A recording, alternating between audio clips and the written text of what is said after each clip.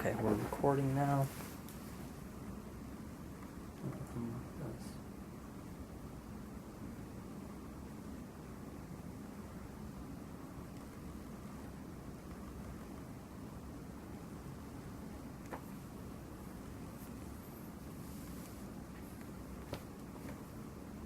All right, so we'll start with question one, Dr. Sulmasy. In your view, why is the work of the Initiative on Islam and Medicine important? Well, first of all, there's an increasing number of Muslim patients in the United States, and I think we need to address their healthcare needs, which are often neglected within hospitals who aren't quite prepared to be sensitive to the particular religious and practical needs of Muslim patients. The second reason is for Islamic thought about medicine, that we really want to be about scholarship, developing a dialogue between science, medicine, and religion, that we think will be helpful both to clinicians and to patients as Islam comes to grips with all the kinds of technological progress in medicine, and it's a great religious and ethical tradition, and bring to bear all of that on these kinds of pressing questions. Great. We'll move on to question two. The Initiative on Islam and Medicine offers an academic platform for engagement between Muslim scholars, academics, researchers, and medical professionals. Why is this interdisciplinary approach important? Well, I mean, there are a lot of people who know a lot about fiqh, but do not know a lot about science and medicine. There are a lot of great Muslim physicians who are very pious in their own practice, but really don't understand Islamic jurisprudence and scholarship very well.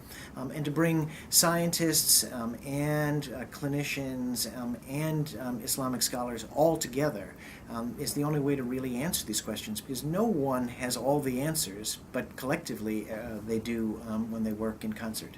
Great. So it looks like our battery's going to die again on me, so I'm going to revert to point through. We're trying to pull through. Okay. If it cuts, it cuts. Why should funders support the Initiative on Islam and Medicine?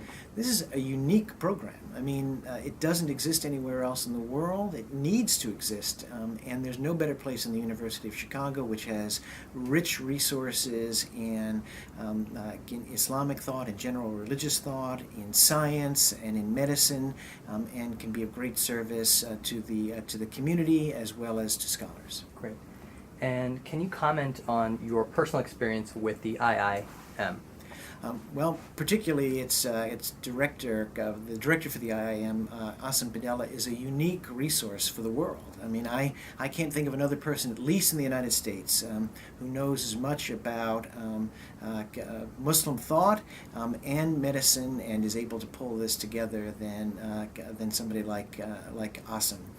He's a great resource, and I think we're thrilled to have him as part of the program in Medicine and Religion at the University of Chicago, and I think anybody who listens to him ought to be able to understand what a resource he is and how he can attract others to come here and build resources for the Muslim community, not only in Chicago, not only in the United States, but actually in the world. Fantastic. And then the last point, if we can make this in there, the connection between medicine and faith and your academic life. Can you reflect a little bit on your own experience, if possible? Sure. I'm a Christian, a very devout Christian, and I bring my Christianity very seriously to bear on my thought about medicine, not only in terms of the ethics of how I practice, but also the spirituality with which I practice. The ways in which I pray for my patients, the way in which I think about the nature of illness and suffering and science and their relationship to my work through a particularly theological lens.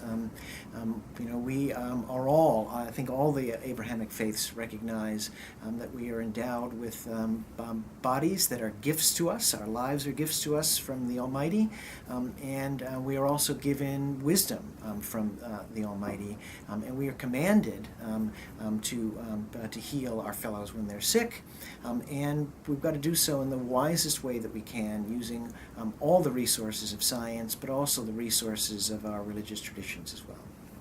Fantastic. Thank you so much. Okay?